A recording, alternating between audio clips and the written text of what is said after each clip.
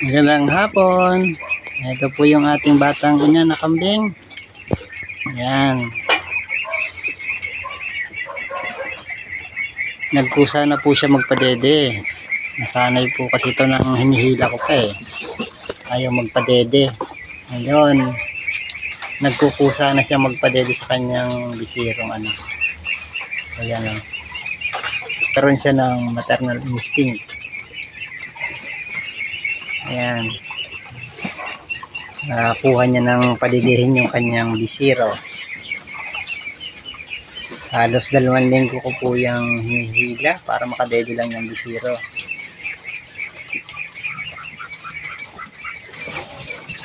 Inali ko na lang po yan kasi baka magulo niya pa yung ibang mga bisiro dito na dumedede rin sa ibang inahin. Yan, nagkusa na po yung inahin niya na si Kisses. Yan, si Sharkle. Ang makulit ni si Sharkle. Napadede na po yung kanyang inahin. Pogi-pogi, barako. Si Sharkle.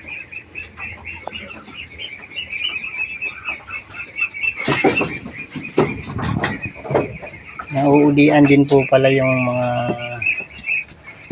batang inahin na kambing.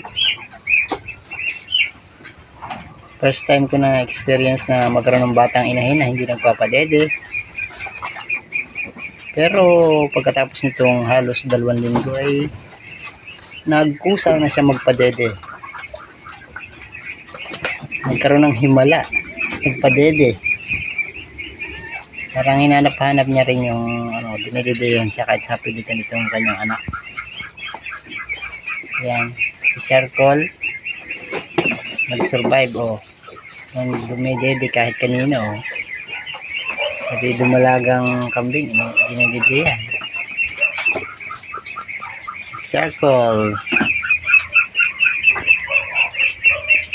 Ayun naman yung triplets na palaging nakadede. Ito yung isa nakahiwalay. Yung inahin nandun.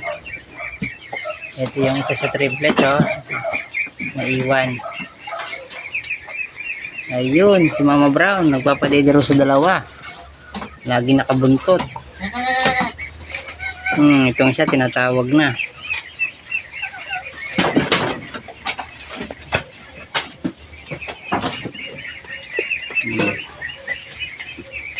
Kaya kailangan laging busog ang inahin pag kami mga dumededeng mga bisiro, lalo na ganyan, 3 sila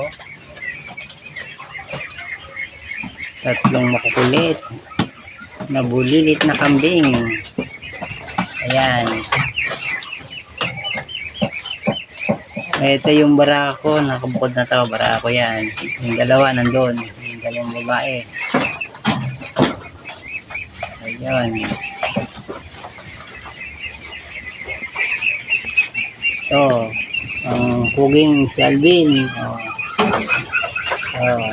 At yung 2 magandang yon, ang tangkad ng isa, si Joy at si Tala. Ang may tala na kulit kasi sa noo ay si Tala, kaya Tala pangalan niya. Yan po ang gawain ng mga bisirong makukulit. Laging nakabuntot sa kanilang inahin na si Mama Brown. Yan malaki po ang milk bag ni Mama Brown, kaya kayang padidihin yung 3.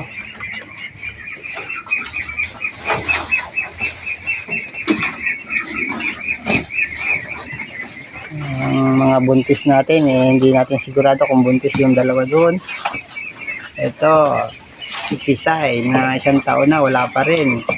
Kandidato yun na madispatcha.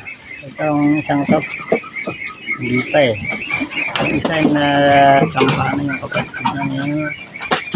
Yan, masarap na yan si Cream. Ito malapit na to yung inahin na to, malapit na rin to. Itong isang dumalaga hindi ko alam kung buntis to o malaki lang ang tiyan palagi. Sana buntis na rin.